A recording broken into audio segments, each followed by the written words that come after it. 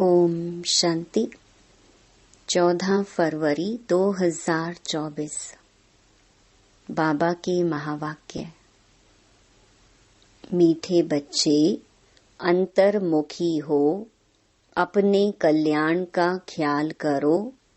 घूमने फिरने जाते हो तो एकांत में विचार सागर मंथन करो। अपने से पूछो, हम सदा हर्षित रहते हैं।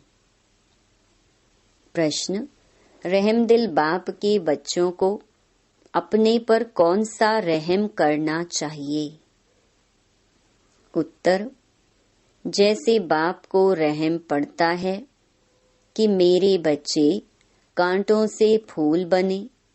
बाप बच्चों को गुलगुल बनाने की कितनी मेहनत करते हैं, तो बच्चों को भी अपने ऊपर तरस आना चाहिए कि हम बाबा को बुलाते हैं, हे पतित पावन आओ, फूल बनाओ। अब वह आए हैं तो क्या हम फूल नहीं बनेंगे? रहम पड़े तो देही अभिमानी रहें। बाप जो सुनाते हैं उसको धारण करें। ओम शांति। यह तो बच्चे समझते हैं, यह बाप भी है, टीचर भी है, सतगुरु भी है। तो बाप बच्चों से पूछते हैं कि तुम यहाँ जब आते हो तो इन लक्ष्मी नारायण के और सीढ़ी के चित्र को देखते हो। जब दोनों को देखा जाता है तो एम ऑब्जेक्ट और सारा चक्कर बुद्धि में आ जाता है कि हम देवता बनकर फिर ऐसे सीढ़ी उतरते आए हैं। यह ज्ञान तुम बच्चों को ही मिलता है। तुम हो स्टूडेंट, एम ऑब्जेक्ट सामने खड़ा है। कोई भी आए तो उनको समझाओ, यह एम ऑब्जेक्ट है। इस पढ़ाई से यह देवी देवता जाकर बनते हैं। फिर 84 जन्म की सीढ़ी उतरते हैं। फिर रिपीट करना है। बहुत इजी नॉलेज है, फिर भी पढ़ते पढ़ते नापास क्यों हो पड़ते हैं? उस जिस्मानी पढ़ाई से भी यह ईश्वरीय पढ़ाई बिल्कुल सहज है। एम ऑब्जेक्ट और 84 जन्मों का चक्र बिल्कुल सामने खड़ा है। यह दोनों चित्र विजिटिंग रूम में भी होने चाहिए। सर्विस करने के लिए सर्विस का हथियार भी चाहिए। सारा ज्ञान इसमें ही है। यह पुरुषार्थ भी हम अभी करते हैं। सतो प्रधान बनने के लिए बहुत मेहनत करनी है। इसमें अंतर्मुखी हो, विचार सागर मंथन करना है। घूमने फिरने जाते हो तो भी बुद्धि में यही होना चाहिए। यह तो बाबा जानते हैं कि नंबरवार हैं। कोई अच्छी तरह समझते हैं तो जरूर पुरुषार्थ करते होंगे अपने कल्याण के लिए। हर एक स्टूडेंट समझते हैं यह अच्छा पढ़ते हैं। खुद नहीं पढ़ते हैं तो अपने को ही घाटा डालते हैं। अपने को तो कुछ लायक बनाना चाहिए।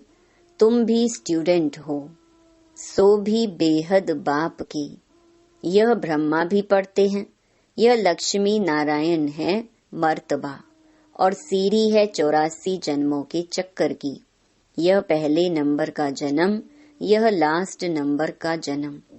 तुम देवता बनते हो। अंदर आने से ही सामने एम ऑब्जेक्ट और सीढ़ी पर समझाओ। रोज आकर इनके सामने बैठो तो स्मृति आए। तुम्हारी बुद्धि में है कि बेहद का बाप हमको समझा रहे हैं। सारे चक्र का ज्ञान तुम्हारी बुद्धि में भरपूर है तो कितना हर्षित रहना चाहिए। अपने से पूछना चाहिए कि हमारी वह अवस्था क्यों नहीं रहती? क्या कारण है जो हर्षित रहने में रोला पड़ता है? जो चित्र बनाते हैं उन्हों की बुद्धि में भी होगा कि यह हमारा भविष्य पद है, यह हमारी एम ऑब्जेक्ट है और यह चक्र 84 का है। गायन भी है सहज राजयोग।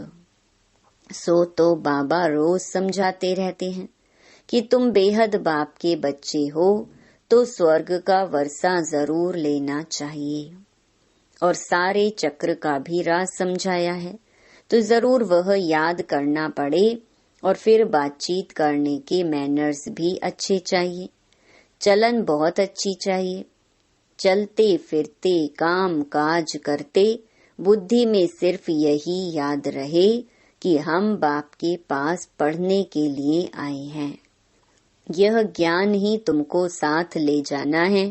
पढ़ाई तो सहज है, परंतु अगर पूरी रीति नहीं पढ़ेंगे तो टीचर को जरूर यह ख्याल रहेगा कि अगर क्लास में बहुत डल बच्चे होंगे तो हमारा नाम बदनाम होगा, इजाफा नहीं मिलेगा, गवर्नमेंट कुछ नहीं देगी। यह भी स्कूल है ना, इसमें इजाफा आदि की बात नहीं, फिर भी पुरुषार्थ तो कराया जाता है ना। चलन को सुधारो, दैवी गुण धारण करो, कैरेक्टर अच्छे चाहिए। बाप तो तुम्हारे कल्याण के लिए आए हैं, परंतु बाप की श्रीमत पर चल नहीं सकते। श्रीमत कहे यहाँ जाओ तो जाएंगे नहीं, कहेंगे यहाँ गर्मी है, यहाँ ठंडी है। बाप को पहचानते नहीं कि कौन हमको कहते हैं। यह साधारण रथ ही बुद्धि में आता है, वह बाप बुद्धि में आता ही नहीं है। बड़े राजाओं का कितना सबको डर रहता है, बड़ी अथॉरिटी होती है।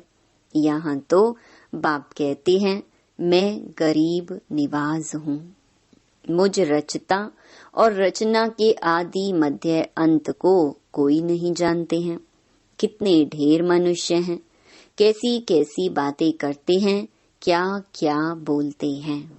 भगवान क्या चीज होती है यह भी जानते नहीं। वंडर है ना। बाप कहते हैं मैं साधारण तन में आकर अपना और रचना के आदि मध्य अंत का परिचय देता हूँ। 84 की यह सीढ़ी कितनी क्लियर है। बाप कहते हैं मैंने तुमको यह बनाया था, अब फिर बना रहा हूँ।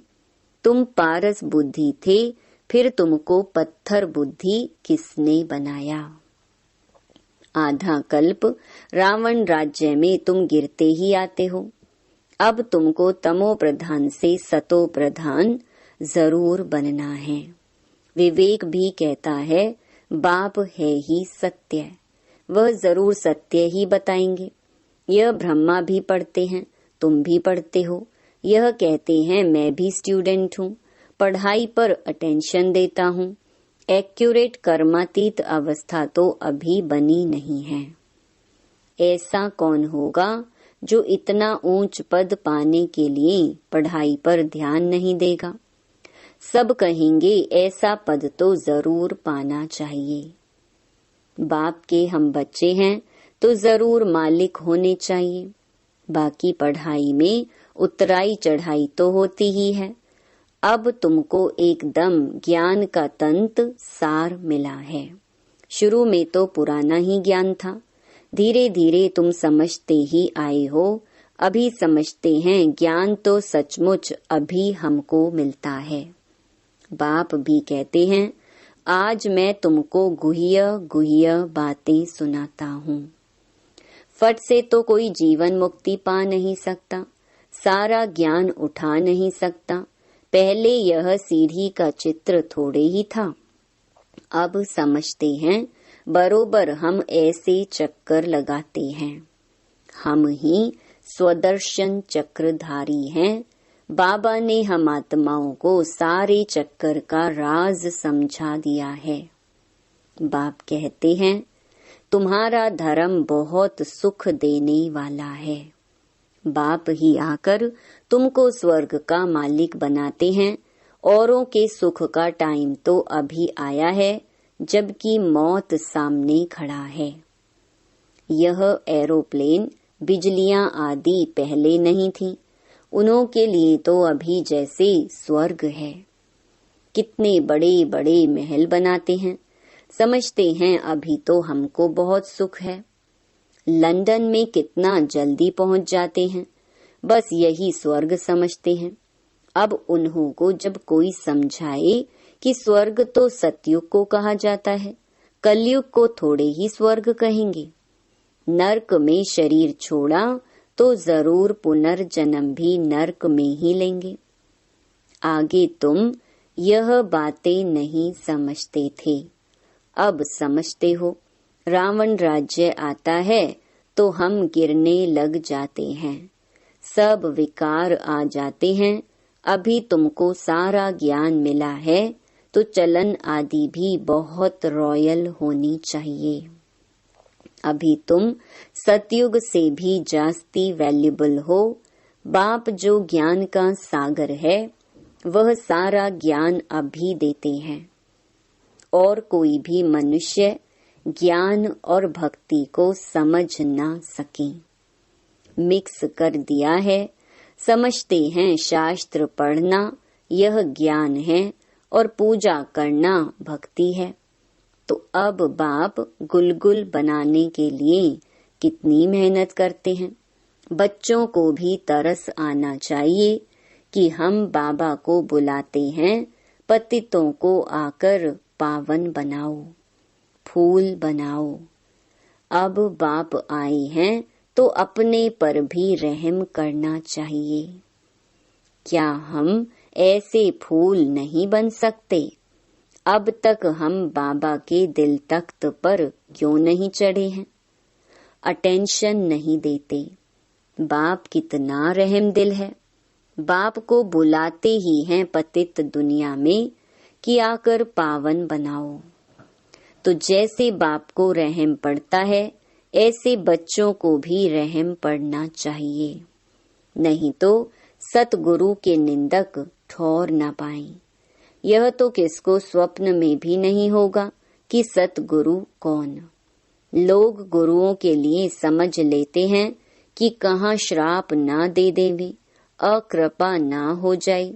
बच्चा पैदा हुआ, समझेंगे गुरु की कृपा हुई। यह है अल्पकाल के सुख की बात। बाप कहते हैं बच्चे अपने पर रहम करो, देही अभिमानी बनो तो धारणा भी होगी। सब कुछ आत्मा ही करती है, मैं भी आत्मा को पढ़ाता हूँ। अपने को आत्मा पक्का समझो और बाप को याद करो। बाप को याद ही नहीं करेंगे तो विकर्म विनाश कैसे होंगे। भक्ति मार्ग में भी याद करते हैं, हे भगवान रहम करो। बाप लिबरेटर भी है तो गाइड भी है, यह भी उनकी गुप्त महिमा है। बाप आकर सब बतलाते हैं कि भक्ति मार्ग में तुम याद करते हो, मैं आऊंगा तो जरूर अपने समय पर। ऐसे जब चाहूं तब आऊं यह नहीं, ड्रामा में जब नोंद है तब आता हूँ। बाकी ऐसे ख्यालात भी कभी नहीं आते हैं। तुमको पढ़ाने वाला वह बाप है, यह भी उनसे पढ़ते हैं। वह तो कभी भी कोई खता भूल नहीं करते, किसको रंज नहीं करते। बाकी सब नंबरवार टीचर हैं। वह सच्चा बाप तुमको सत्य ही सिखलाते हैं। सच्चे के बच्चे भी सच्चे, फिर झूठे के बच्चे बनने से आधा कल्प झूठे बन पड़ते हैं। सच्चे बाप को ही भूल जाते हैं। पहले पहले तो समझाओ कि यह सतयुगी नई दुनिया है या पुरानी दुनिया है। तो मनुष्य समझे, यह प्रश्न बहुत अच्छा पूछते हैं। इस समय सभी में 5 विकार प्रवेश हैं, वहाँ 5 विकार होते नहीं। यह है तो बहुत सहज बात समझने की, परंतु जो खुद ही नहीं समझते तो वह प्रदर्शनी में क्या समझाएंगे। सर्विस के बदले डिससर्विस करके आएंगे। बाहर में जाकर सर्विस करना मासी का घर नहीं है। बड़ी समझ चाहिए। बाबा हरेक की चलन से समझ जाते हैं। बाप तो बाप है, फिर तो बाप भी कहेंगे यही ड्रामा में था। कोई भी आता है तो ब्रह्मा कुमारी का समझाना ठीक है। नाम भी ब्रह्मा कुमारी ईश्वरीय विश्वविद्यालय है। नाम वाला भी ब्रह्मा कुमारियों का होना है। इस समय सब 5 विकारों में हिरे हुए हैं, उन्हों को जाकर समझाना कितना मुश्किल होता है। कुछ भी समझते नहीं हैं, सिर्फ इतना कहेंगे ज्ञान तो अच्छा है, खुद समझते नहीं हैं। विघ्न के पीछे विघ्न पड़ता रहता है, फिर युक्तियां भी रचनी पड़ती हैं। पुलिस का पहरा रखो, चित्र इंश्योर करा दो। यह यज्ञ है, इसमें विघ्न जरूर पड़ेंगे। सारी पुरानी दुनिया इनमें स्वाहा होनी है, नहीं तो यज्ञ नाम क्यों पड़े। यज्ञ में स्वाहा होना है। इसका रुद्र ज्ञान यज्ञ नाम पड़ा है। ज्ञान को पढ़ाई भी कहा जाता है। यह पाठशाला भी है तो यज्ञ भी है। तुम पाठशाला में पढ़कर देवता बनते हो, फिर यह सब कुछ इस यज्ञ में स्वाहा हो जाता है। समझा वही सकेंगे जो रोज प्रैक्टिस करते रहेंगे। अगर प्रैक्टिस नहीं होगी तो वह क्या बात कर सकेंगे। दुनिया के मनुष्यों के लिए स्वर्ग अभी है, अल्प काल के लिए। तुम्हारे लिए स्वर्ग आधा कल्प के लिए होगा। यह भी ड्रामा बना हुआ है। विचार किया जाता है तो बड़ा वंडर लगता है। अब रावण राज्य खत्म हो, राम राज्य स्थापन होता है। इसमें लड़ाई आदि की कोई भी बात नहीं। यह सीढ़ी देख लोग बड़ा वंडर खाते हैं। तो बाप ने क्या क्या समझाया है, यह ब्रह्मा भी बाप से ही सीखा है, जो समझाते रहते हैं। बच्चियां भी समझाती हैं।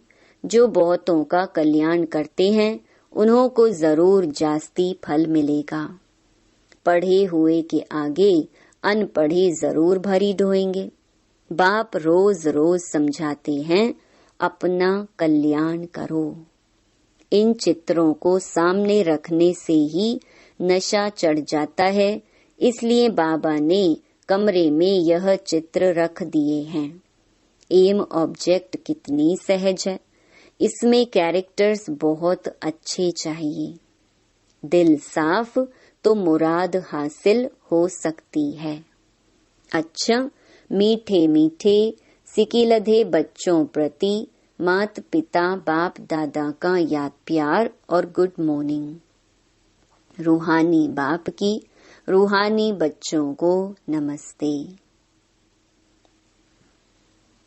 धारणा के लिए मुख्य सार। पहला, सदा स्मृति में रखना है कि हम बेहद बाप के स्टूडेंट हैं। भगवान हमें पढ़ाते हैं, इसलिए अच्छी तरह पढ़कर बाप का नाम बाला करना है। अपनी चलन बड़ी रॉयल रखनी है। दूसरा, बाप समान रहमदिल बन कांटे से फूल बनना और दूसरों को फूल बनाना है। अंतर्मुखी बन अपने व दूसरे के कल्याण का चिंतन करना है। वरदान, हलचल में दिल शिकस्त होने के बजाय बड़ी दिल रखने वाले हिम्मतवान भव। कभी भी कोई शारीरिक बीमारी हो, मन का तूफान हो, धन में या प्रवृत्ति में हलचल हो, सेवा में हलचल हो, उस हलचल में दिल शिकस्त नहीं बनो। बड़ी दिल वाले बनो। जब हिसाब किताब आ गया, दर्द आ गया, तो उसे सोच सोचकर दिल शिकस्त बन बढ़ाओ नहीं। हिम्मत वाले बनो। ऐसे नहीं सोचो हाय क्या करूं। हिम्मत नहीं हारो, हिम्मतवान बनो तो बाप की मदद स्वतः मिलेगी। स्लोगन, किसी की कमजोरी को देखने की आंखें बंद कर मन को अंतर्मुखी बनाओ। ओम शांति।